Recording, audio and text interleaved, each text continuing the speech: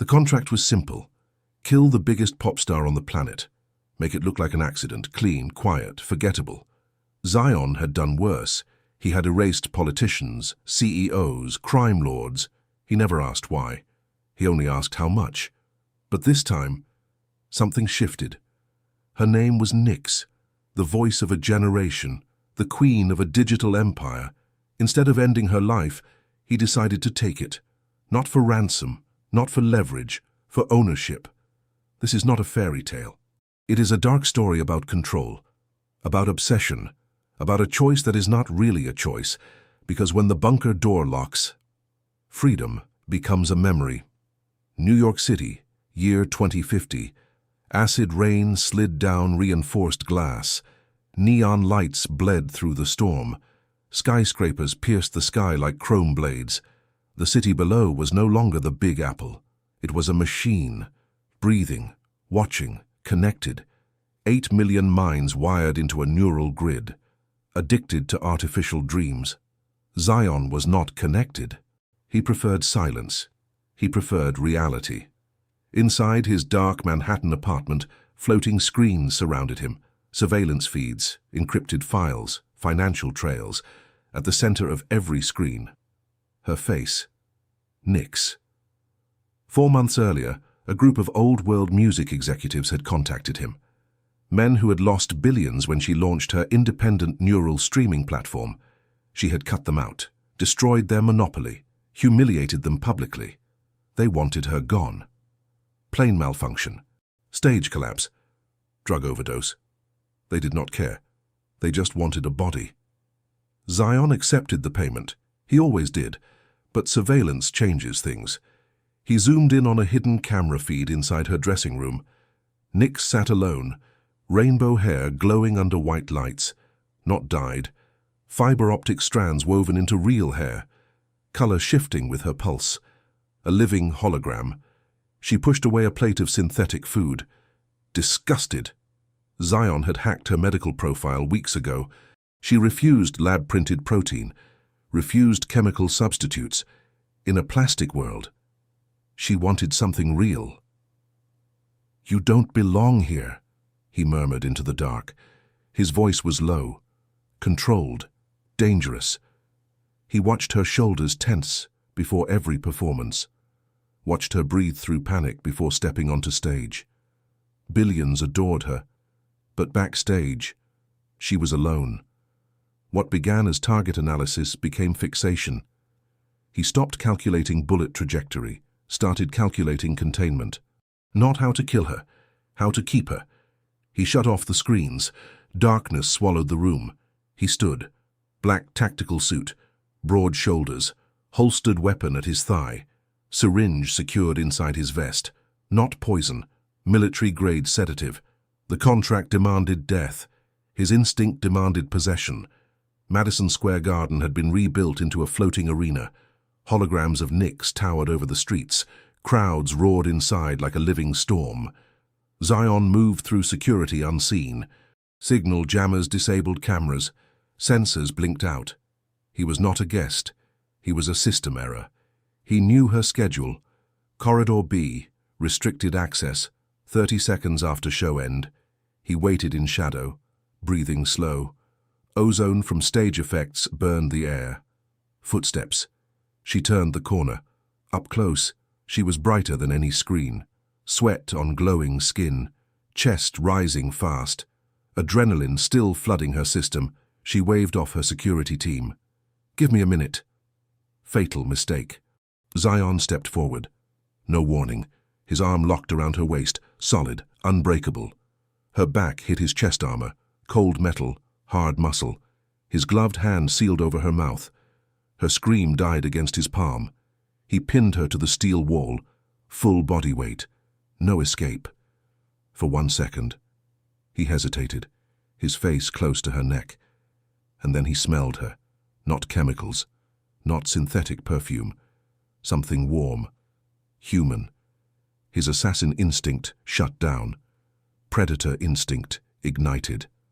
She fought, nails scraping his gloves, heart hammering wildly against him. He felt every beat, fast, desperate. He did not want that heart stopped. He wanted it caged.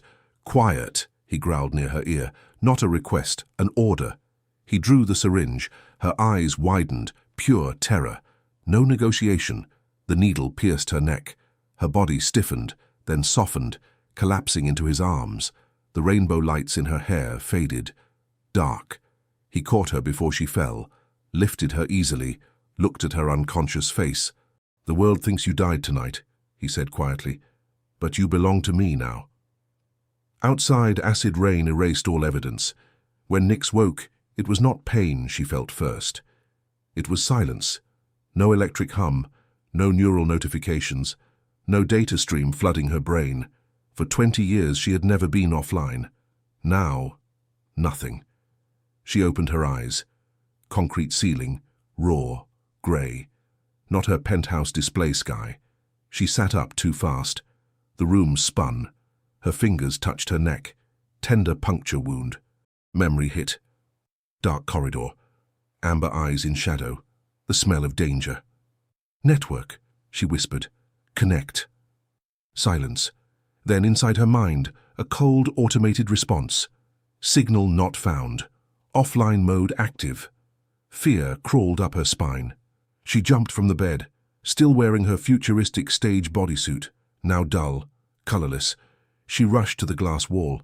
Not skyscrapers, not neon, trees, real trees, massive, ancient, a forest stretching endlessly beneath a grey dawn. Her breath caught. "No!" She slammed her hands against the reinforced glass. "Someone, get me out!" Her voice sounded small. No amplification, no reverb. Just her. The room was minimal. Steel furniture. No decoration, no softness. Only function. A brushed metal door stood across from her. No handle. Biometric panel glowing red. "Open!" she commanded automatically. Nothing happened. Then, a hydraulic hiss behind her. She spun around, back pressing against the cold door. He stood there, black tactical suit. Massive frame filling the doorway. Bare hands now. Veins visible along strong forearms. Amber eyes fixed on her. Calm. Certain. She swallowed. "Who are you?" Silence. Then his low voice filled the room. "You're offline, Nix." A pause, a slow breath. "And you're not going back."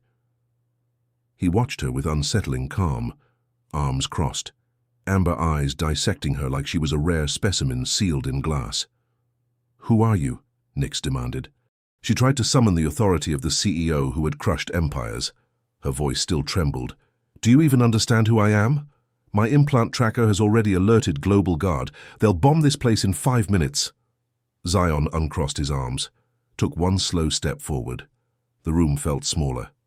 "Your implant is silent, Nix." His voice rolled low, heavy, controlled. "I burned the transmitter before you were loaded into transport." He walked to a steel table, picked up a transparent tablet. Casual, like this was nothing. He slid it across the floor. It stopped at her bare feet. "Look." She hesitated, kept her eyes on him, then glanced down. Breaking news, New York live feed, a news anchor crying, holographic biohazard tape around the arena, red headline flashing across the screen. "Tragedy at Madison Square Garden. Global pop icon Nix dead after sudden cardiac event. Body transferred to private biopreservation unit. Her lungs emptied." That's fake." Her voice cracked. "I'm here." "To the world," Zion said, stepping closer. "Your ashes. I rewrote the medical files, security footage, biometric data. You collapsed from stress. They'll hold the biggest funeral of the decade." "Why?" Tears burned her eyes. She refused to let them fall. "Money.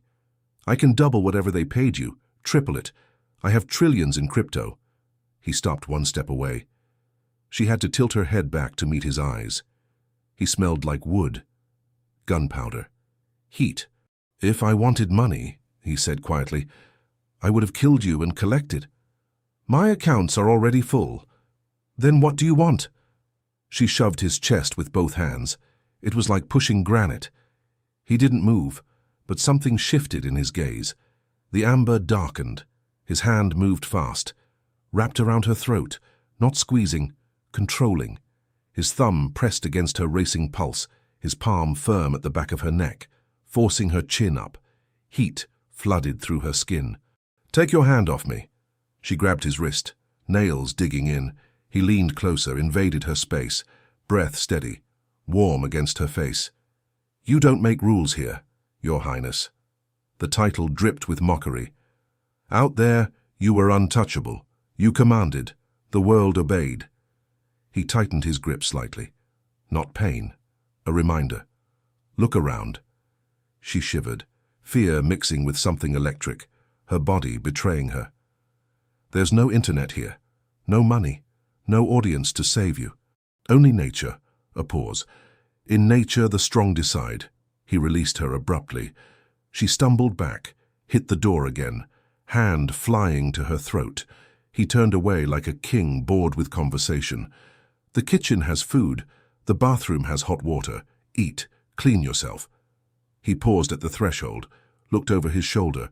His gaze moved slowly over her body, measuring. "Out there, you died tonight. Final. Cold. In here, you are under my protection." A beat. "Behave, or try to run." Another pause. "You won't like what happens in a real forest." The steel door slid shut, sealed with a hydraulic thud. Silence swallowed her again. The bathroom was glass and black stone, cold, impersonal, like a luxury morgue. Her legs trembled, sedative fading, adrenaline rising. She turned to lock the door. There was no lock, no handle, no panel, just smooth glass. She stepped back toward the sink, stared at her reflection.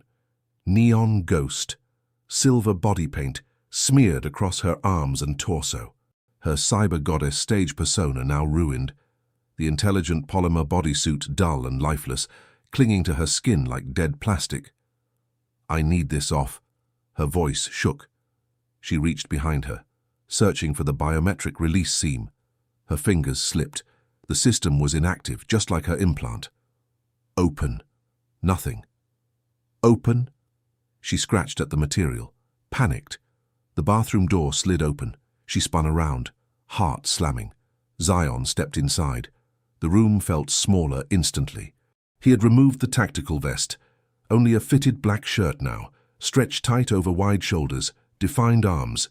He held a dark towel. "Get out!" She crossed her arms over her chest, instinct, defensive. "I'm showering." "I know." His voice remained calm. "That biosynthetic suit won't release with force. It needs a magnetic pulse." A pause, or a blade. He stopped close, too close. "I prefer the blade," she said, lifting her chin, even as her knees weakened. A dry, humorless chuckle escaped him. "You don't have preferences anymore." He reached forward. She tried to step back, hit the sink. He gripped her shoulder, turned her around firmly. "Don't move." His voice vibrated near her ear. She froze. His fingers found the locking seam at the base of her spine. Precise, efficient. He pressed two hidden points. A sharp hiss. The suit depressurized, split open down her back. Cold air hit her skin. She inhaled sharply. The material slid from her shoulders, down her arms, to her waist. She tried to hold it in place. He pulled it away cleanly, controlled, impersonal. The ruined suit dropped to the floor. She stood there, bare, exposed to the mirror, and to him. Heat rushed to her face. She tried to cover herself. He did not look away. His gaze moved slowly, not like a fan, not frantic, measured, assessing. "Shower." He pointed toward the open stone floor. "Not with you here." Her voice cracked. He stepped closer, chest brushing lightly against her back, fabric against bare skin. A shock through her nerves. He lowered his head, close to her ear. "There's no lock because you don't have privacy, Nix." A pause. "You lost that when I took you. Step under the water, or I will carry you there." She swallowed hard. Pride tasted bitter. She walked into the shower area, slow, unsteady. He turned the water on, not warm, hot, almost scalding. Steam began to rise. Steam rose fast, thick, blinding. The bathroom turned into a furnace. Nick stood under the stream, water hitting her chest, trying to wash away the helplessness.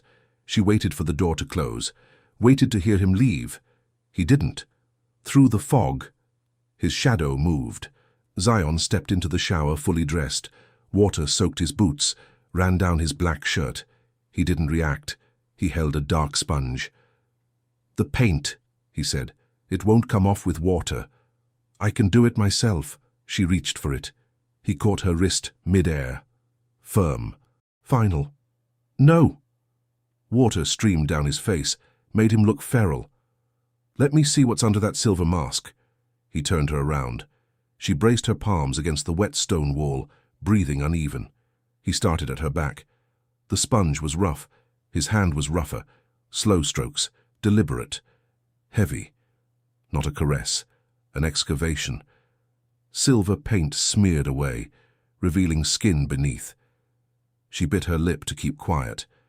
The scrape of the sponge, then his palm, calloused, hot under the scalding water. Overwhelming. His hand slid to her waist, thumb pressing into the curve of her hip, possessive. She arched without meaning to. "So soft," he murmured, voice rough. "You've never worked a day in your life." A pause. Never had to fight, never had to bleed. He dropped the sponge. Now it was just his hands. Soap. Skin.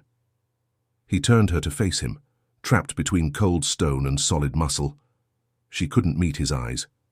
The intensity burned. Her gaze fell to his chest. Wet fabric clinging to hard lines. His fingers touched her neck. She flinched, expecting pressure. Instead, he traced the injection mark, a small purple bruise. His thumb brushed it, almost gentle. "I did this," he whispered. There was dark pride in it. "You're a monster." Her voice broke. "And you're mine." His hand slid down, across her collarbone, lower, stopping just before her breasts. Her heart stuttered. The steam was thick, hard to breathe. He leaned closer, mouth near her ear. "Clean yourself, Nix." Low, vibrating through her bones. "Wash the city off you." His hand withdrew slowly, leaving heat behind. "When you walk out of this bathroom, who you were won't matter." He stepped away, left the shower. She stood there shaking, alone in the steam, stripped, and disturbingly clean. She came out wrapped in a black cotton shirt he had tossed to her. It hung to mid-thigh, too big, still smelled like him, musk, gunpowder, forest air. She walked barefoot across cold metal flooring. The main bunker opened before her, stone walls fused with brushed steel panels, primitive and advanced at the same time. Then she smelled it. Iron, fat, heat, roasted meat. Her stomach twisted. Not hunger, revulsion. Zion leaned against a black granite island, now in grey sweatpants. White shirt stretched tight across his chest, a hunting knife in his hand, cleaning the blade slowly. On the counter, a thick piece of red meat. Rare. Juice pooling beneath it, a glass of water beside the plate. "Sit." He pointed the knife toward a metal stool. She stopped several feet away, arms crossed, shielding herself inside his shirt. "I'm not eating that." Voice shaking, still firm. "You studied me. You know I'm vegan." He placed the cloth down. The knife tapped against granite. Sharp sound in the silence. "I know you lived on algae paste and lab protein." He stepped around the island, slow, predatory. "But that world doesn't exist here." "I don't eat corpses." Disgust twisted her face. "I've never put dead flesh in my mouth. It's wrong." He stopped in front of her, towering, blocking light, blocking air. "Wrong?" A low, humorless laugh. "What's wrong is the plastic world you built, a world where nothing is real." He gestured to the plate. "I hunted that animal this morning. I killed it. I cleaned it. You will respect its death by feeding your body." "No." She stepped back. "I'd rather starve. Hunger hurts. He stepped forward. "And I didn't spend months and $50 million to watch my investment waste away." Before she could move, his hands gripped her waist. Not wild, not chaotic, controlled strength. He lifted her effortlessly. She gasped, hit his shoulders, pushed. He set her on the cold granite counter, positioned himself between her knees, forcing her legs apart with his body, close, intimate, terrifying. He picked up the plate, cut a piece. Red juice sliding across white ceramic. "Eat!" "Get that away from me." She turned her head, eyes squeezed shut. "I'll throw up. If you do, you'll eat again." No anger, just certainty. "Here you're an animal, Nix. Animals eat to survive." The fork hovered at her lips. She kept her mouth shut, tears spilling now. "Open."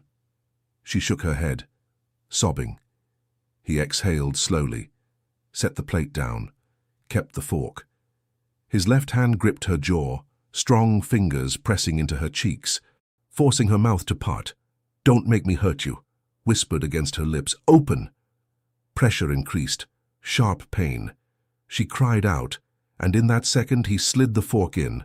Salt, iron, fat. The taste exploded, primitive, heavy. She tried to spit it out. His hand sealed over her mouth. "Chew!" His eyes locked on hers, almost feverish. "Swallow." Her chest heaved, body trapped by his weight, his hand an unbreakable seal. She had no choice. Survival took over. She bit down, texture fibrous, revolting to her mind. But the flavor, rich, deep, shockingly alive. He watched her throat move, watched the swallow. When she finally did, he removed his hand slowly. She coughed, breath ragged, eyes blazing with hatred. "I hate you," she whispered hoarsely. "You broke everything I am." Zion did not step back, not even an inch. If anything, he looked satisfied, slow, controlled. He lifted his rough thumb and wiped a streak of meat juice from the corner of her mouth. The touch was wrong, too gentle, too calm for what he had just done.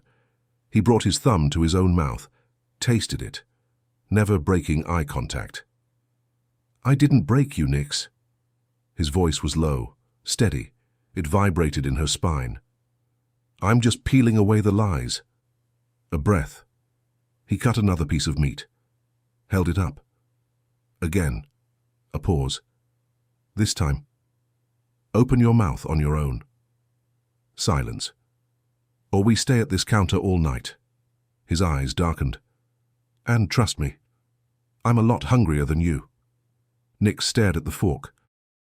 Then at him, cornered, shaking. Her principles meant nothing now. Hunger burned deeper than pride. Her lips parted, barely. "That's it," he murmured. The meat slid into her mouth. "You eat what I hunt."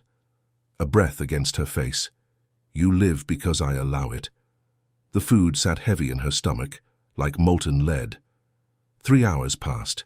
She curled in the corner of the room, on the thin mattress, arms wrapped around herself. But her body rejected everything. The food, the silence, the forest. There were no server hums, no city noise, no neural link, just emptiness, white, terrifying, and the cold, not air conditioning cold, bone cold. Her teeth began to chatter, soft at first, then violent. Her shoulders jerked under his oversized shirt. Cold sweat soaked the fabric. "Capsule," she whispered into the dark, lips dry, mind slipping. "Adjust temperature. Delta sleep. Connect." Nothing answered, only wind outside. Howling through trees she hated. The steel door slid open. Light cut into the room. Zion stepped in, fresh from a shower, hair slicked back, sweatpants low on his hips. He stopped, amber eyes locked on her shaking body. "Nix." No response. She was somewhere else, lost in fever. He crossed the room in 2 strides, grabbed her arm, pulled her up. Her skin was ice, but her core burned. He touched her forehead, her neck. "Shock," he muttered. "Your body can't process real food." She whimpered. "Cold. Get me out. He checked the thermostat.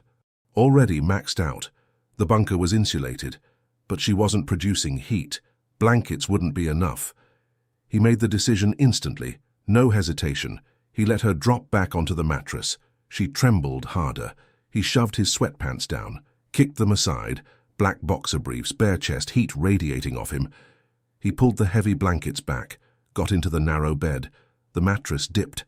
She gasped weakly, tried to crawl away. No, get off. Her hands pushed at his chest. Pointless. He wrapped one arm around her waist, dragged her against him. Hard. The temperature shock was immediate. He was furnace heat. She was frozen steel. Stop fighting. His voice at her ear. He trapped her legs between his thighs, held her still. You're too hot, she cried. It burns. But she didn't pull away. Her strength was gone. He pressed his face into her neck, felt her racing pulse. I'm the only heat in this world right now, Nix. A slow breath. The only thing keeping you alive. If you move away, you freeze. If you stay, you burn. A pause. Choose. She didn't choose. Her body did. Instinct over hate. Gradually. The shaking slowed. Her muscles softened. Instead of pushing him away, she leaned closer. Her fingers gripped his shoulders, seeking more warmth. She buried her face against his neck. Soap. Clean skin. Covering everything violent about him. That's it, he murmured. His large hand moved along her back, skin to skin. Use my heat. Everything you have now comes from me. The food in your stomach, the air you breathe, the warmth stopping your heart from shutting down. She was too delirious to understand the words, but her body understood survival. Her legs tangled with his. She exhaled, broken, dependent. He stayed awake, eyes open in the dark, holding her, feeling possession settle in. She was fragile, sick, worth billions in the world she came from.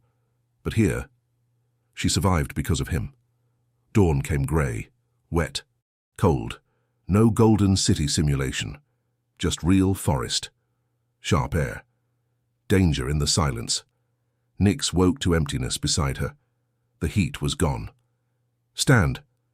The order came from the doorway. Zion was fully dressed again. Black tactical gear, armor absorbing the weak light, heavy boots in one hand, thermal camo clothing in the other. I'm still, she rasped. You're alive, he cut in. The boots hit the floor near the bed, loud, final. And while you're alive, you obey. Get dressed. We have an appointment with reality. 15 minutes later, she was outside. The morning air sliced into her lungs. Mist crawled across the forest floor. The trees looked like ghosts. She stumbled over roots, the boots too big, too heavy. He didn't slow down. His hand gripped her arm above the elbow, iron tight. Where are you taking me? She gasped. Silence. His tone changed. Not a captor now. A hunter. Amber eyes scanning everything. They walked deeper. The smell of wet soil, decay, real air. It made her dizzy. Suddenly, he stopped. She crashed into his back, solid, stone. He turned, pressed a finger to her lips. Warning. Then he pointed ahead, through the mist, about 50 yards out. A deer stood in a clearing, alive, breathing, steam rising from its body. Not a hologram, not a zoo projection. Real muscle, real heartbeat. Beautiful, isn't it? He whispered behind her, his chest close to her back. She stared, hypnotized. Yes. A breath. It's perfect. Silence fell between them, heavy, because Zion wasn't admiring it. He was calculating. We're leaving, before it sees us. Nix's voice shook. Zion let out a low laugh, dark, vibrating through her spine. We're not here to watch, Nix. A pause. We're here to take part. He reached over his shoulder, pulled down a modified plasma rifle, heavy, cold metal. He placed it in her hands. She flinched like it burned. No. Hold it. His voice dropped lower. Dangerous. He lifted her arms himself, forced her fingers around the grip. Then he stepped in behind her, chest to her back, complete enclosure. He adjusted her stance with rough precision, kicked her heels apart, raised her elbows. His unshaven jaw brushed her cheek. "The sight is locked on the rib cage," he said quietly. "Heart and lungs. Clean death." "I can't." Tears spilled down her face, hot against the frozen air. "Zion, please." Her breath broke. "I'm vegan. I fund sanctuaries. I've never killed anything." He leaned closer. "You donate digital money so your conscience feels clean." His lips brushed her ear. "But this," a breath, "this is the real world. In nature, innocence is an invitation." "I won't shoot." She tried to release the rifle. His hands covered hers, massive, swallowing her trembling fingers. He took control of the weapon, but kept her finger on the trigger. "You don't get to stand outside the cycle," he said. "That animal dies. So you eat tomorrow. It's simple. Look." She squeezed her eyes shut. "Look." The command snapped. Fear forced her eyes open. The digital scope zoomed in. The deer lifted its head, ears twitching. It felt something. "Please." Her whole body shook against him. "The world is teeth and flesh," he murmured. "You are one or the other." He pressed his index finger over hers. She tried to resist, tried to pull back. His strength erased the effort. "Breathe." A pause. Then he pulled. The shot wasn't a sound. It was rupture. The recoil slammed her shoulder. His body absorbed most of it. In the clearing, the deer collapsed. No drama, no music, just gravity and death. Blood darkened the mist. Nix screamed, raw, animal. Zion released her. Without his support, her legs gave out. She dropped to her knees in the mud. The rifle fell beside her. Her stomach twisted. She vomited. Nothing but water.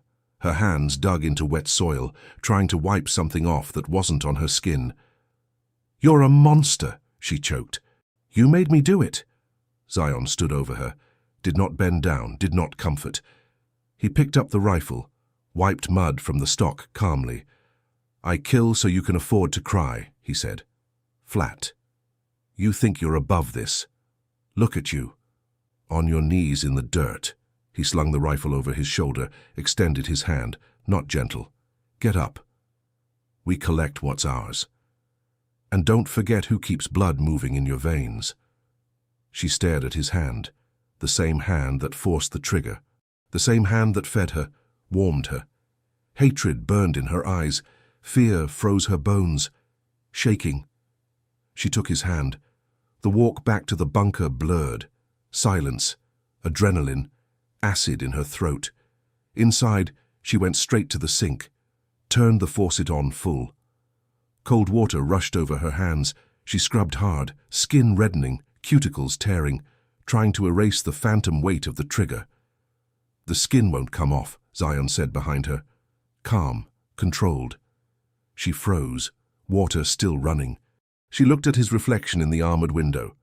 Dark, massive, forest still clinging to him. She shut off the water sharply, turned to face him. "How do you do it?" Her voice trembled. "How do you breathe after taking a life? How do you eat? How do you sleep?" He leaned against the doorway, arms crossed. "It's biology, Nix. One thing dies, one thing lives. I don't romanticize the food chain." "You're not the food chain," she snapped. "You're a hired killer. A machine. Someone paid you to eliminate me." She stepped closer. "Why didn't you? What changed? You wanted a new toy." He pushed off the doorway. The air shifted, thick, static. "Watch your tone," he warned, low. "Or what?" She laughed, hysterical. "You'll hit me? Force feed me again? Drag me to watch another execution?" She pointed at his chest. "Who broke you, Zion? Who hollowed you out? You think you're a predator. You're just a guard dog that bit its owner. You're empty. He moved. Fast. No wasted motion. Before she could inhale again, he was there. His hand shot out, not to strike, to seize. He gripped the back of her neck, fingers tangling in her neon hair, forced her head back. She gasped, exposed, his face inches from hers. His amber eyes were no longer cold. They burned. Empty, he growled. You want to see what's inside? He drove her backward. Her back hit concrete. Hard. Air left her lungs. He pinned her there. Chest to chest. Hip to hip. Overwhelming presence. You call me a monster, he said, but you keep stepping closer. His grip tightened in her hair. Careful what you provoke. She tried to push him away, palms against his chest. He didn't move. Her breath came fast. Anger, fear, something else. He leaned down, stopped just short of her mouth, a breath between them, tension like a live wire. Say it again, he murmured. Call me hollow. Silence. Only their breathing, heavy, close. The bunker felt smaller, colder, and neither of them stepped back. With a guttural growl, he lifted her off the ground. Nyx gasped. Her legs wrapped around his waist on instinct, her hands locked onto his shoulders. He pinned her harder against the wall. Their mouths crashed together again, wet, desperate, hungry. He bit her lower lip, hard enough to sting, not enough to bleed. Claim. Ownership. His hands slid under the oversized thermal shirt she wore, rough palms against bare skin, heat against heat. He pulled back just enough to breathe, foreheads almost touching, both of them breathing like they had been running. Say it again, he demanded, voice wrecked. Say I feel nothing. Her chest rose and fell fast. Her heart slammed against her ribs. She was suspended in his arms, held by the man who kidnapped her, and she had never felt more awake. She opened her mouth. No words came out, only a shaky breath. He kissed her again, harder, like he wanted to erase every accusation with his mouth. The bunker was not built for love. It was built for survival, for war, for endurance. But something else was happening now. He didn't put her down. Still holding her, legs wrapped around him, he moved down the corridor. Long strides, controlled, possessive. She buried her face in his neck, sweat, steel, danger. Her mind screamed that this was wrong, that he had forced her to pull a trigger hours ago, but her skin told a different story. After the cold, after death, she needed to feel alive. He kicked the bedroom door open. Metal slammed against the wall. No softness when he dropped her onto the narrow bed. The mattress groaned, her neon hair fanned out over grey sheets. Before she could inhale fully, he was over her. Heavy, solid, overwhelming. You wanted to know what I feel, he said, low, close to her mouth. I'll show you. His hands gripped the hem of her shirt. Fabric stretched, then tore. The sound echoed in the small room. Cold air touched her skin for a second. Then his hands covered her again. Warm, claiming. Not gentle, but deliberate. I watched you on screens for 4 months, he murmured against her neck. I memorized every pixel. A breath. But this... His mouth moved lower. This is real. She arched, despite herself. A broken sound left her lips. She hated how much she wanted it, hated how his touch blurred the image of the deer in the clearing, how it drowned the recoil still echoing in her bones. Make it stop, she whispered. Her hands clutched at his shoulders. Make the world stop. I am your world right now, he answered, not loud, certain. He pulled back just enough to remove his vest and weapons. Gear hit the floor, heavy, final. Then he returned, skin against skin, fire meeting gasoline. When he kissed her again, it wasn't soft. It was consuming, demanding. She opened to him, not because he forced her, but because she needed the emptiness filled. He pinned her wrists above her head with one hand, held her there, completely exposed. Look at me. She did. His pupils were wide. Amber reduced to a thin ring. Predator. She didn't look away. What followed was not romance, not tenderness. It was urgency. Two bodies colliding at the edge of collapse. She said his name, breathless. He moved with relentless precision, like combat, like survival. Not slow, not careful, claiming, marking, rewriting everything she thought she knew about control. Her nails dragged down his back, left red lines. "Proof! You're mine," he growled against her throat. "Say it." Her head tilted back, dizzy, overwhelmed. "I'm yours." The words came out raw. He bit her shoulder, not to break skin, but enough to leave a mark, a brand that would darken by morning. She cried out, not in pain, in combustion. They burned the oxygen out of the room, turned cold concrete into heat. When it ended, she lay there shaking, heart pounding. He collapsed partially over her, heavy, grounding. The silence returned. But it was different now, thick, shared. He rolled to his side, pulled her against his chest, arm locking around her waist. His hand moved slowly through her damp hair, possessive, almost reverent. She listened to his heartbeat slow, felt the throbbing mark on her shoulder. She should have felt shame, should have hated him more. Instead, she felt terrifyingly safe. "I saw you break," he whispered in the dark, "and now I know how to rebuild you." Time in the bunker didn't move normally. No sunlight, no notifications, no clocks, only breathing and quiet. Later, she sat on the cold concrete floor, between his legs. He was on the edge of the bed. She wore one of his flannel shirts, buttons open at the collar, the bruise at her shoulder already deepening in color. She touched it lightly.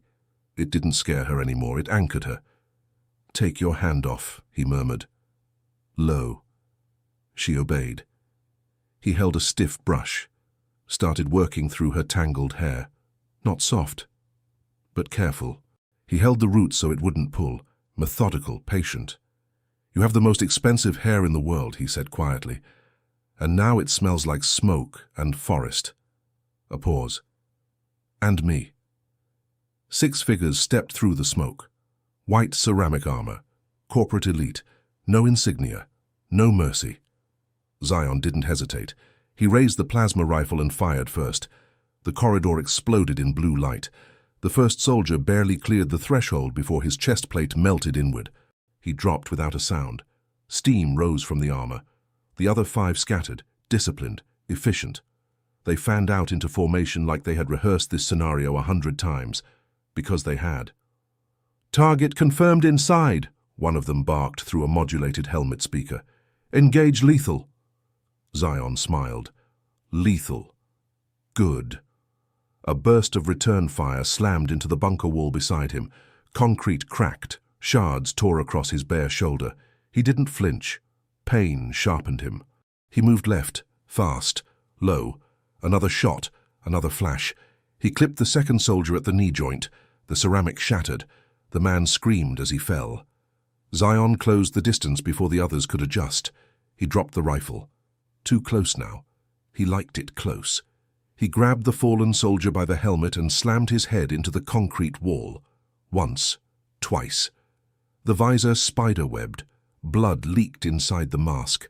A blade flashed from Zion's wrist sheath. Quick, under the chin. Upward. Silence. 3 left.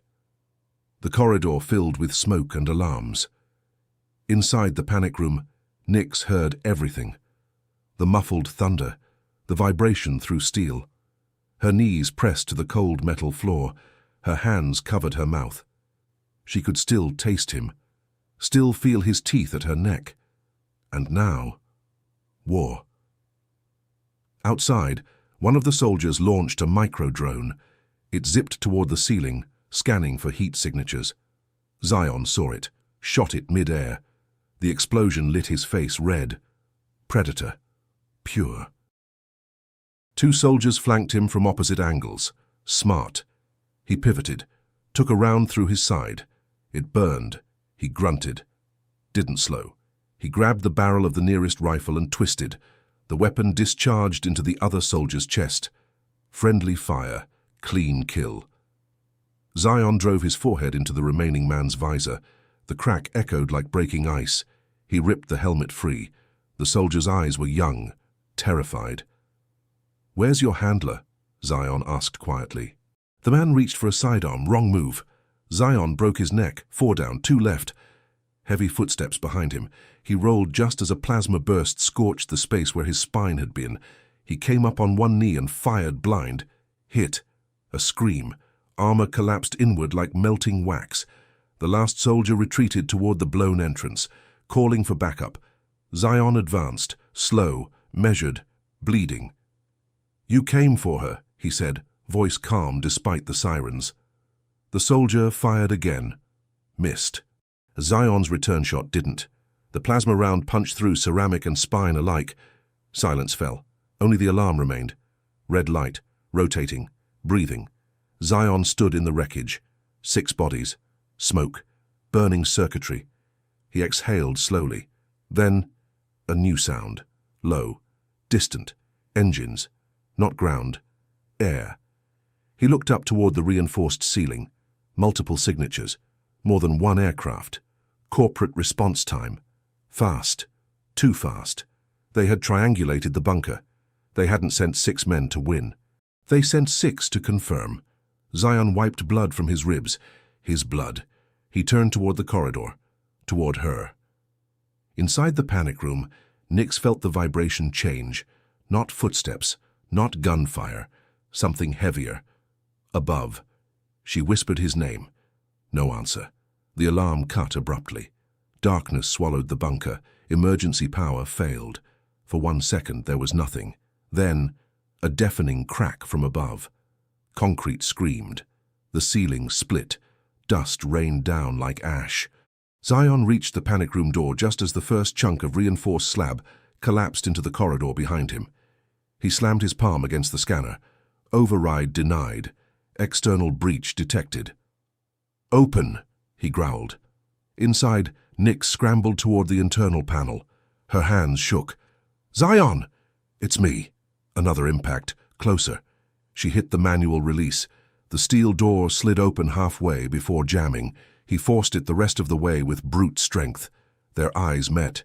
No softness now. Only urgency. "They brought air support," he said. "This isn't retrieval." Another explosion. The bunker ceiling finally gave way. Cold night air flooded in through the rupture. Above them, black shapes hovered against the forest skyline. Corporate gunships. Searchlights cut through the smoke. One beam locked onto the opening. Found them. Zion stepped in front of her instinctively.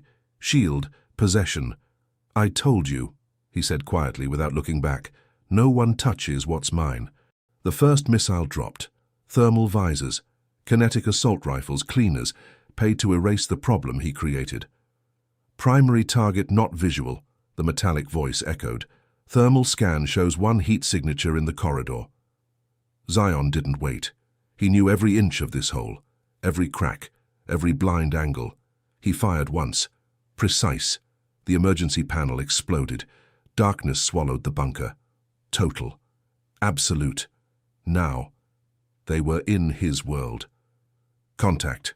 We lost visual." Panic slipped into one soldier's voice. Zion moved. No sound. No wasted breath. He dropped the rifle. Too tight for distance. He wanted proximity. He wanted them to feel it. The mistake. He appeared behind the first soldier. Silent. The hunting knife in his hand caught a faint reflection from a dying spark. The same blade that carved Nix's dinner. He drove it into the weak seam between helmet and neckplate. Up, deep, a wet choke. The body collapsed. No scream. 1 less. The other 5 spun. Firing blind. Tracer rounds ripped through darkness. Concrete chipped. Metal screamed. Zion wasn't there anymore. He went low. Swept behind the second soldier. A brutal sidekick to the knee joint. The crack sounded like a branch snapping in winter. The man dropped, screaming. Zion grabbed him, lifted, used him as a shield. Rounds tore into ceramic armor. The brutality was the message.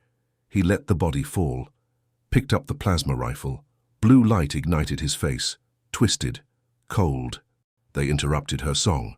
They entered his sanctuary. They came to put hands on her. He pulled the trigger. The plasma burst, vaporized the third soldier's chest. Armor fused to flesh in a single incandescent flash. The smell of ozone and burned protein filled the air. "Fall back! It's a trap!" the squad leader shouted, discipline cracking. "There is no retreat," Zion's voice echoed. "Everywhere. Nowhere." He advanced. No cover, no defense. Just force. A shot grazed his bare shoulder. Blood ran hot down his arm. He didn't slow. Pain was fuel. He reached the fourth and fifth in a blur of close violence. Rifle stock swung like a hammer. Visors shattered. Skulls caved. Impact after impact. Rhythmic. Industrial. 2 bodies hit the floor. Only the leader remained, backing away. Firing. Desperate. Click. Empty. The man dropped the rifle. Pulled a combat knife with shaking hands. "She is corporate property," his voice cracked. "Hand over the girl and—" Zion stopped 1 meter away. Bare chest rising slow, covered in sweat, covered in red that wasn't his. "She is not property." His voice was low, calm, terrible. "She is my religion." A breath. "And you profaned my temple."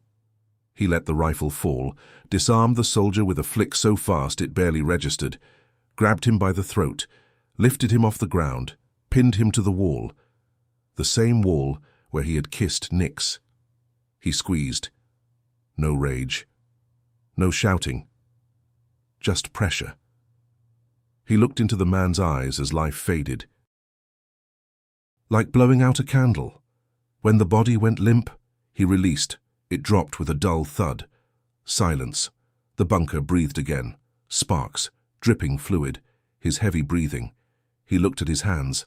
Dark, thick. Their blood. They tried to take her. He turned toward the panic room corridor. Adrenaline faded. Cold exhaustion crept in. The obsession remained. He had to see her. Confirm. Still there. Still his. He walked barefoot through glass and shell casings. Red footprints marked the concrete. He stopped at the reinforced door, entered the code with slick fingers. The mechanism hissed. The steel door slid open. Hydraulic sigh. Inside, Nix was curled in the far corner, knees to chest, shaking. When corridor light spilled in, she didn't see the man who kissed her. She saw death. Zion stood in the doorway, bare chest rising and falling like an engine cooling down. But it was the red that froze her. He was covered in it, thick, dark. Across his torso, his arms, splattered across his face like war paint. The metallic smell invaded the small room. He didn't reach for her, didn't ask if she was okay. Amber eyes empty, locked on her. "Get up." His voice was gravel, no softness. She obeyed, not brave, conditioned. She stood on weak legs, clutching his flannel around her body like paper armor. He turned his back, walked down the corridor, bare feet stepping through dark pools. "Come." She followed, each step forced. The hallway was a slaughterhouse. White armor shattered, bodies twisted. The smell, ozone, burned meat, iron. She covered her mouth, swallowed bile, focused on his back. Didn't look at faces. He led her to the bunker entrance. The blast door hung open, destroyed, smoking. Cold forest air rushed inside. Grey daylight filtered through drifting smoke. Outside, the world looked wide, silent, empty. Zion stopped at the threshold, turned to face her, blocking part of the light, a guardian demon at the gate. "They're dead." He gestured vaguely behind him. "All of them." A pause. "The path is clear." He stepped aside, opened the way. "You're free, Nix." Silence, louder than explosions. She looked at the forest, trees stretching endlessly. If she walked long enough, she would find a road, a network, a signal. The world that worshipped her, back to glass towers, clean clothes, synthetic food that didn't require blood. She looked at Zion. He wasn't looking at her. He stared at the trees, face unreadable, muscles tight. He didn't beg, didn't threaten. He gave her what she thought she wanted. An open door. But as she stared at freedom, panic closed around her throat. Out there, she was Nyx, Empress of Sound, brand, product, target. Out there, she would decide, smile when she wanted to scream, be strong, alone. The old Nyx would have run, no hesitation. That woman died in the clearing, with a rifle in her hands, gunpowder in her lungs. This Nyx looked at the blood-covered man. The one who forced her to eat, who warmed her with his body, who killed 6 men so no one else would touch her. Monster. Yes, but her monster. The only solid wall in a liquid world. The thought of stepping away from his shadow terrified her more than the corpses. She stepped forward, not toward the forest, toward him. Zion turned slowly, eyes narrowing, assessing. He expected her to run. He was ready to let her go, or hunt her again. She stopped inches from him. His body heat felt familiar. The smell of blood made her dizzy, but it smelled like protection. Her hand trembled. She lifted it, pressed her palm flat against his bare sternum, right over drying enemy blood. She didn't pull away. She let it stain her skin, accepted it. You said I was free. Her voice was quiet, weak, certain. Zion didn't move, but his breathing stalled. His eyes dropped to her hand on his chest, then rose to hers. The door is open, Nyx. His voice was steady. Go, return to your throne. She shook her head, slow, tears clinging to her lashes. She looked at the forest one last time, like someone saying goodbye to a former life. Then she turned. The main door mechanism was destroyed, smoking, useless. She smashed the emergency glass panel beside it. Her hand wrapped around the red secondary containment lever. She pulled. A massive wall of steel and lead dropped from the ceiling with an industrial thunder. Emergency locks rotated, sealed, light gone, air cut off, world blocked out. The impact echoed through the bunker, trapping them together again. Red emergency glow washing over everything. Nyx looked at him. She looked small, dirty, fragile, broken, but there was fanatic devotion in her eyes. Out there, I'm just a product, Zion. Her voice was quiet. An image on a screen. She stepped closer, pressed her body against his. Blood soaked into the flannel. Here, I'm real. A breath. Here, I'm yours. She tilted her head back, exposed her throat. The purple mark from his teeth pulsed under red light. I don't want freedom if it's cold. Her swallow was audible.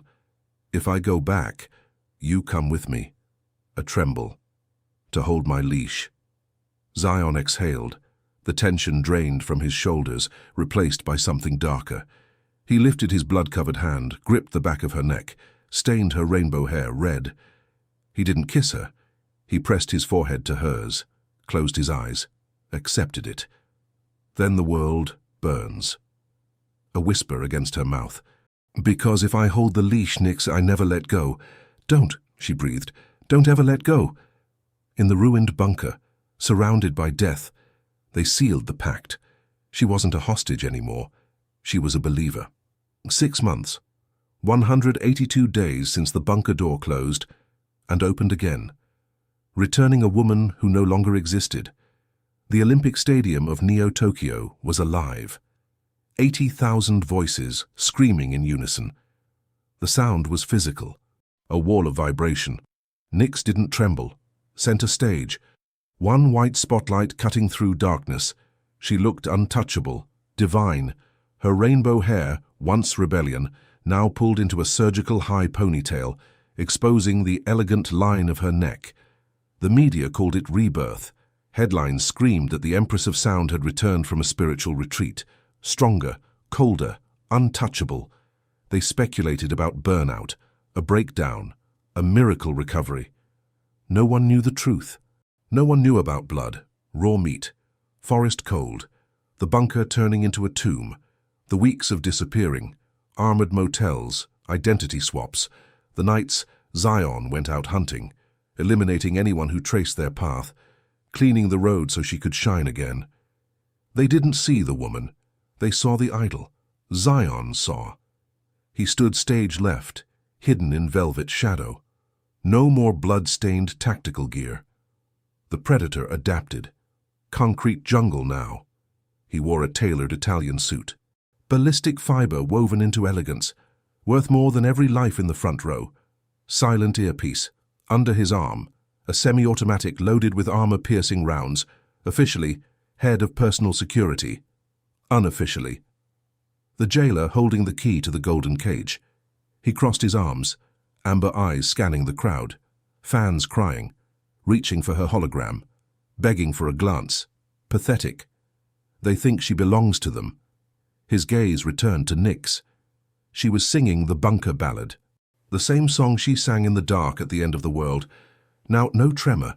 Her voice was ice, perfect, sharp. But what held his attention wasn't the voice. It was her neck, tight against pale skin, a choker, not delicate, not sponsored, matte black metal, embedded with raw black diamonds, heavy, thick, covering exactly where his bite once marked her. The world called it fashion, dark industrial chic. Zion knew better. It was a collar. Nyx stepped to the edge of the stage.